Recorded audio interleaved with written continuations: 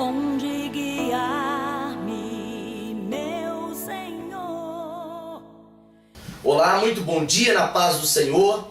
É um privilégio uma vez mais, nesta manhã, compartilhar mais uma porção da palavra do Senhor. Neste devocional desta manhã, eu quero compartilhá-lo baseado no seguinte tema: derrotado pelas pequenas coisas. Derrotado pelas pequenas coisas é algo que traz lições para nós que estamos vivendo o presente dia da igreja, os presentes dias finais, dias que antecedem o arrebatamento da igreja. E quero dizer a você nesta manhã, quando eu compartilho esse devocional, é para que nós sejamos lembrados de que a vigilância, ela é pertinente tanto às grandes coisas quanto às coisas pequenas. E quando nós olhamos para o livro dos Salmos, eu quero partir deste texto nesta manhã, o Salmo 42, versículo 7, a expressão bíblica diz assim: um abismo chama outro abismo. Um abismo chama, ele interage, ele enlaça em outro abismo. Ou ele é o degrau, ou ele é o escadote para subir ou cair em outro abismo. Nesta manhã, quando eu compartilho esta palavra, derrotado pelas pequenas coisas, eu estou me referindo a uma gravidade de grandes proporções, mesmo sendo coisas muito pequenas.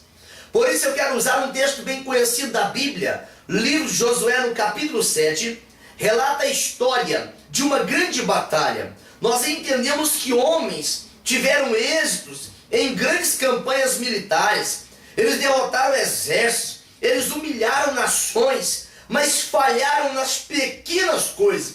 E foi essas pequenas coisas que foi causa da morte, causa de serem mortos de forma aniquiladora. Foram casos de serem mortos por situações que eles imaginavam que tinham sobre o controle. As pequenas coisas, elas também são extremamente perigosas quando não temos uma vigilância, quando nós confiamos na nossa própria capacidade, quando nós confiamos no nosso QI, quando nós confiamos na nossa experiência, somos tendenciosos a não valorizar pequenas coisas. Parece que já é algo que nós já dominamos. Não, a vigilância, ela cabe também nas pequenas coisas. Por isso, desta manhã, eu subordino esse devocional derrotado pelas pequenas coisas.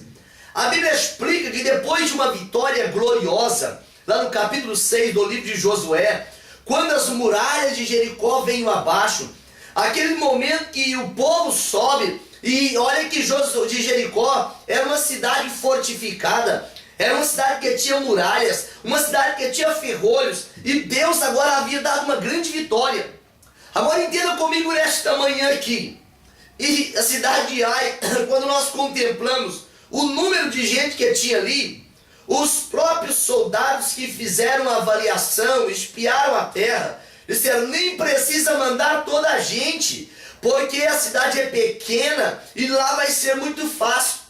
O que Josué não imaginava é que em meio à tropa de elite, em meio à tropa dos selecionados, havia um homem que o próprio nome dele significava a sentença daquela batalha. A Bíblia diz que ele chamava Acã. Acã é uma grave perturbação. No outra tradução diz o perturbador. Acã, quando ele olha para a situação da batalha, ele pensou: o que eu posso tirar proveito? Quantas pessoas têm sido aproveitadores e pensando: isso é uma pequena coisa, isso é apenas por um momento, eu tenho que aproveitar os meus 4 anos, o meu tempo de trabalho, o meu tempo que as pessoas acreditaram em mim, e começam a pensar que as pequenas coisas não farão diferença. A Bíblia explica que as pequenas coisas, ela nos tira grandes vitórias. O apóstolo Paulo, quando ele faz uma aplicação sobre isto, ele explica na primeira carta aos Coríntios, no capítulo 5, versículo de número 6, que um pouco de fermento leveda a massa toda. E quando ele fala lá no capítulo 12, versículo de número 26, ele fala sobre a importância da unidade. Porque ele diz: se um corpo sofre, se um membro sofre, toda a gente sofre. Se um é honrado, todos são honrados. Quem não conhece a história da bomba atômica, Quem não conhece o resultado que aconteceu em Hiroshima e Nagasaki, tudo por causa de um pequeno botão acionado, com a expressão talvez start ou on. Aquela expressão, ela dizia, olha, é apenas um toque, mas aquele toque trouxe situações e consequências catastróficas. Por quê? Em primeiro lugar, as pequenas coisas nos tiram grandes vitórias, faz grandes desastres. Segundo lugar, o pecado gera uma reação em cadeias. Não é simplesmente pecou, momento, ponto final, não. Ali há uma vírgula, porque quando nós olhamos para aquele homem, tinha uma sentença: não pode tocar nos despojos. Os despojos não deveriam ser tocados. E a Bíblia explica que ele tomou do anátema. A palavra anátema quer dizer maldito. Deus aplica uma sentença, mas aquele homem, Acã, por certo, conjecturando comigo, ele pensou disso: o que tem a ver o roubar de Deus? O que tem a ver o subtrair de Deus? Deus, os olhos dele, como diz o salmista, no Salmo 101, versículo 6, ele fiscaliza, ele olha, ele procura os fiéis da terra. E a Bíblia diz que os mentirosos não entrarão no reino dos céus. Apocalipse capítulo 22 e versículo 15. Então a mentira, ela alimenta o furto. A mentira que alimenta o furto, ela cria a circunstância para esconder o furto. Mas Acã, por certo, nem imaginava que aquilo que Salomão escreveria no livro do Eclesiastes, no capítulo 12, versículo 14, já valia para o seu tempo. Todas as coisas serão feitas para ser descoberta. Vai ser um dia que Deus vai trazer juízo, vai esclarecer, vai demonstrar. Acã, ele enganou a si próprio, sentindo-se imune diante daquele monte de pedras que estavam amontoadas, diante dos muros caídos. O que eu poderia fazer diferente? Ele diz: eu vou pegar uma capa babilônica, eu vou pegar 2 quilos e pouco de prata, e vou pegar menos de 600 gramas de ouro, e vou esconder isso. Mas acontece que o pecado, ele gera frutos. O pecado, ele gera consequências. Agora, entenda que há algo da parte do Senhor. Como eu disse que o pecado, em segundo lugar, ele gera uma reação em cadeias. Quando nós pecamos e não confessamos, é como se eu tomasse veneno e esperar que o próximo, meu vizinho ali da direita, da esquerda, ele morresse. Isso não acontece. Quem morre é quem peca. Quem morre é quem toma o veneno. Quem morre é quem absorve o veneno do pecado, porque senão seria uma utopia. Agora, quando eu entendo que o pecado é uma reação em cadeia, não é simplesmente por fé, é por fatos. 36 soldados haviam morrido. Acã sabia, por causa do meu pecado, 36 soldados morreram. Jonas, quando nós olhamos para a vida de Jonas, ele fala: me lança no mar, vai estar tudo resolvido. Por quê? Porque ele viu: gente, esse povo vai morrer por minha causa. Há um ponto de temor ali. E esse temor gerou a Jonas a oportunidade de retornar ainda para a presença do Senhor. Por quê? Porque Jonas compreendeu, assumiu a culpa. Mas Acã não. Acã foi descoberto.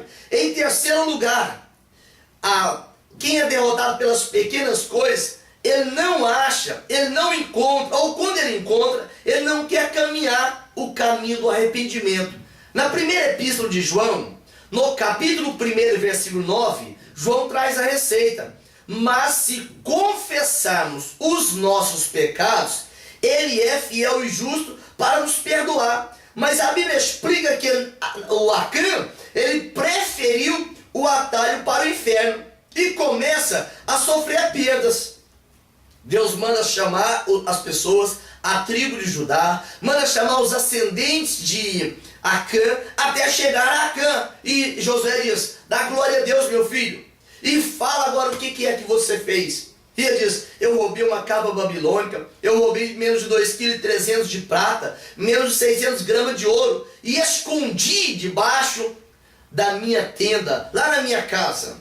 Aqui nós vemos que ele perde. Primeiro, ele perde o produto do roubo. Josué mandou buscar. Aquilo era sagrado. O anátema era aquelas coisas, riquezas, era do Senhor. Segundo lugar, ele perde a família. Aí o incrédulo diz para mim, mas não pode ter perdido a família. Porque lá no livro de Deuteronômio, no capítulo 24, versículo 16, diz que os pais não morrerão pelo pecado dos filhos e nem o filho pelos pecados dos pais. Não tem nenhuma contradição aqui. O que acontece é que o pecado de Acã gerou uma conivência. Os seus familiares, eles sabiam. Por isso que o texto de Deuteronômio 24, 16, ele é claro para Acã. Aquela família foi toda morta, não foi porque um só pecou, é porque da conivência. Quando eu vejo o erro e eu simplesmente finjo que não vejo o erro, quando eu simplesmente ignoro o erro, porque se eu falar do erro, eu posso sofrer privações financeiras, privações de influências, privações de relacionamento. Eu sou cúmplice da mesma maneira. Por isso que as pequenas coisas, elas têm derrotado grandes homens. E agora ele perde a casa, ele perde a vida física e automaticamente perde a vida espiritual. Se você nesta manhã está vivendo o dilema, porque não concorda com o erro, mesmo sendo pequenos erros, e diz, Deus, o que eu faço? A onda, a tendência, a correnteza quer me empurrar. Prefira confiar no Senhor, prefira ser fiel, porque quando nós olhamos para o livro do Apocalipse, no capítulo 2, versículo 10, a expressão é ser fiel até a morte e dar-te-ei a coroa da vida. Não ser derrotado nem pelas grandes coisas, mas em especial, nem pelas pequenas coisas. O Senhor é fiel, Ele contempla todas as coisas. Não abra mão da santificação, não abra mão da fidelidade, não abra mão do temor, porque um dia Deus vai trazer à luz, Eclesiastes 12, 14, tudo aquilo que está escuro, tudo aquilo que está obscuro, e tudo que está escondido. Por isso vale a pena viver a transparência da vida cristã. Oremos. Deus santo e maravilhoso, te louvo nesta manhã, Senhor, por esta palavra que o Senhor nos dá para compartilhar. Não nos deixe ser vencidos, Senhor, por poder ignorar as pequenas coisas, mas que possamos valorizar a santificação, a pureza, a santidade, valorizar o temor, valorizar a fidelidade, e valorizar o teu sacrifício que o Senhor fez por nós na cruz do Calvário, porque o Senhor só premia aquele que é fiel. Que Deus te abençoe e te guarde, tenha um dia abençoado na presença do Senhor.